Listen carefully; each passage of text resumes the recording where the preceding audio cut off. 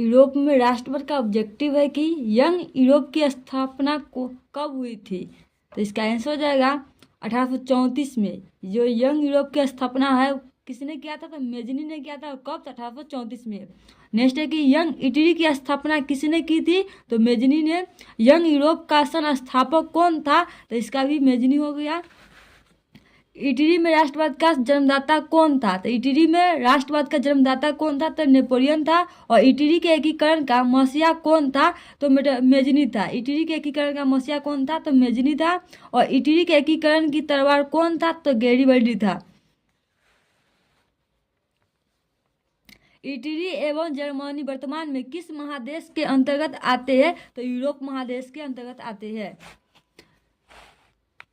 Germany के एकीकरण के लिए कौन उत्तरदायी था? तो जर्मनी के एकीकरण के लिए बिस्मार्क उत्तरदायी था। और जर्मनी के एकीकरण का प्रमुख वस्तुकार कौन था? तो बिस्मार्क था। और इटली एवं जर्मनी के एकीकरण के विरोध में कौन सा देश था? तो ऑस्ट्रेलिया था। इटली के एकीकरण में निम्न में से किसका संबंध नहीं है? तो बिस्मार्क का नहीं था। कानकाबूर था, मेजनी का है, गैरिबल्डी का है, लेकिन बिस्मार्क का नहीं है। फ्रांस की क्रांति का प्रमुख कारण क्या था? तो फ्रांस की क्रांति का प्रमुख कारण था निरंकुश शासन। और फ्रांस की क्रांति का अग्रदूत किसने कहा जाता है? यानी कि फ्रांस की क्रांति का अग्रदूत किसे कहा जाता है? तो रूसो को। और फ्रांस ने मानव और नागरिक अधिकारों की घोषणा किस सभा में की थी? तो संविधान सभा में। और फ्रांस में सामंतवाद का अंत कब हुआ था? तो 4 अगस्त 1789 में हुआ था सामंतवाद का अंत। नेक्स्ट है कि फ्रांस में किस शासन वंश की पुनः स्थापना वियना कांग्रेस द्वारा की गई थी? तो बुर्बो वंश का। और यूरोपीय सभ्यता का पालना किसे कहा जाता है? तो यूनान को। और यूरोप का मरीज किसे कहा जाता है? तो तुर्की को। और यूरोप वासियों के लिए किस देश का साहित्य एवं ज्ञान विज्ञान प्रेरणा स्रोत रहा? तो यूनान देश। और यूरोपीय राष्ट्रवाद में प्रभावित होकर किस भारतीय शासन जोकिम कलम की स्थापना की थी? तो इसका आंसर हो जाएगा टीपू सुल्तान ने। टीपू सुल्तान ने किया था। और बिस्मार्क क्या था? तो ये आपका कूटनीतिक था। और बिस्मार्क पर्सा का चांसलर कब नियुक्त हुआ था? यानी कि बिस्मार्क पर्सा का चांसलर कब नियुक्त हुआ था? 1862 में। बिस्मार्क किस विद्वान की विचारधारा से प्रभावित थे? तो हीगर से। और वियना सम्मेलन कब हुआ था? 1815 ईस्वी में। वियना सम्मेलन का अध्यक्ष कौन था? तो मेटरनिक था। विलियम प्रथम कहाँ का शासक था? तो पर्सा का। और नेपोलियन कोड में कुल कितने कोड थे? तो 5 था। और नेपोलियन ने जर्मनी में किस संघ की स्थापना की थी? तो राइन प्रासंघ का। और नेपोलियन संहिता किस वर्ष लागू की गई थी? तो 1804 में। मेटरनिक क्या था? तो यह घोर प्रतिक्रियावादी था। मेटरनिक का पतन किस वर्ष हुआ था? 1848 में हुआ था। मेटरनिक का पतन जो किस वर्ष हुआ है? तो 1848 में। मेटरनिक कौन था? तो ऑस्ट्रेलिया का चांसलर है। और मेजनी ने सन 1834 में किस संस्था का गठन किया था? तो यंग यूरोप का। मेजनी का संबंध किस संगठन से था? तो कार्बोनरी से। जेवराइन एक संस्था थी व्यापारियों की। जेवराइन की स्थापना किस राज्य ने की थी? तो पर्सा ने। और हंगरी की राजधानी कहाँ है? तो बुडापेस्ट है। हंगरी की भाषा क्या था? तो म्यांमार है। और हंगरी में आंदोलन का नेतृत्व किसने किया था? तो कोसुद ने। हनोई समझौता कब हुआ था? तो 1946 में।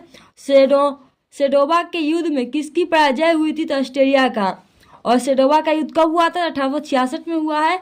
और सेडोवा का युद्ध किसके मध्य हुआ था? तो ऑस्ट्रेलिया और पर्सा के बीच में हुआ था। सीडोन का युद्ध किसके बीच हुआ था? तो पर्सा और फ्रांस के बीच में हुआ था। सीडोन का युद्ध कब हुआ था? 1870 में हुआ है। और पर्सा और फ्रांस के बीच में हुआ है। जर्मनी का एकीकरण कब पूरा हुआ था? 1871 में। जर्मन राज्य का निर्माण किसने किया था? नेपोलियन बोनापार्ट ने। कब किया था? 1806 में। और यूनान के स्वतंत्रता संग्राम में जो है किसकी पराजय हुई थी? तो तुर्की के। और क्रीमिया युद्ध कब हुआ था? 1853 में 54 ईस्वी में। और कार्बोनरी की स्थापना कब हुई थी? तो 1810 में हुआ है। कानकाबूर को विक्टर एमुने ने किस पद पर नियुक्त किया था? तो प्रधानमंत्री। और राष्ट्रवाद की अवधारणा का जन्म किस घटना से माना जाता है? तो फ्रांस की क्रांति से। रक्त एवं रोग की नीति का अवलंबन किसने किया था? तो बिस्मार्क। लाल कुर्ती का गठन किसने किया था? गैरिबल्डी ने। और लाल सेना करेगा तो ट्रस्की हो जाएगा। फ्रैंकफर्ट की संधि कब हुई थी? तो 1871 में। वर्साई की संधि कब हुई थी? तो 1919 में। और मारी गांव की मारी यान किस देश के राष्ट्रवाद का प्रतीक है? यानी कि माली यान जो है किस देश के राष्ट्रवाद का प्रतीक है? तो फ्रांस का। इंग्लैंड का कौन कवि जो है यूनानियों की स्वतंत्रता के लिए यूनान में ही शहीद हो गया था? तो लॉर्ड बायरन था। गैलीवरी पेशे से क्या था? तो नाविक थे। चार्टिस्ट आंदोलन कहाँ हुआ था? तो इंग्लैंड में हुआ था। और वार एंड पीस किसकी रचना है? वार एंड पीस जो है किसकी रचना है? तो रियो टॉल्स्टॉय का। रियो टॉल्स्टॉय का। किस युद्ध के बाद जर्मनी का एकीकरण पूरा हुआ? तो सेरोन का युद्ध। और किस युद्ध के बाद इटली का एकीकरण पूरा हुआ? तो सेरोन का ही युद्ध था। और किस संधि द्वारा जर्मनी का एकीकरण पूरा हुआ? तो फ्रैंकफर्ट की संधि। फ्रैंकफर्ट की संधि कब हुआ था? 1871 में। और किसने कहा था फ्रांस जब छिपता है तो बाकी यूरोप को सर्दी जुकाम हो जाता है? तो मेटरनिक ने। किसने अपनी कूटनीति के बल पर इटली की समस्या को संपूर्ण यूरोप का समस्या बना दिया? तो काउंट काबूल। और सन 1870 में फ्रांस और पर्सा के बीच युद्ध कहाँ हुआ था? तो सेडोन में। 1829 ईस्वी की एडिनापुर की संधि किस देश के साथ हुई थी? तो तुर्की और रूस के साथ हुई थी। मार्च 1946 में फ्रांस तथा वियतनाम के बीच होने वाला समझौता किस नाम से जाना जाता है? तो हनोई समझौता के नाम से जाना जाता है, लेकिन इसमें ऑप्शन नहीं है तो इसमें से कोई नहीं होगा। 1830 की क्रांति के बाद फ्रांस में किस प्रकार का शासन स्थापित हुआ था? संवैधानिक शासन। संवैधानिक राजतंत्र स्थापना हुआ था। 1830 की क्रांति के बाद फ्रांस में किस प्रकार का शासन स्थापित हुआ? तो संवैधानिक राजतंत्र। और आर्थिक संकट के कारण यूरोप में कौन सी नई शासन प्रणाली का उदय हुआ था? तो फ्रांसवादी और नाजीवादी शासन।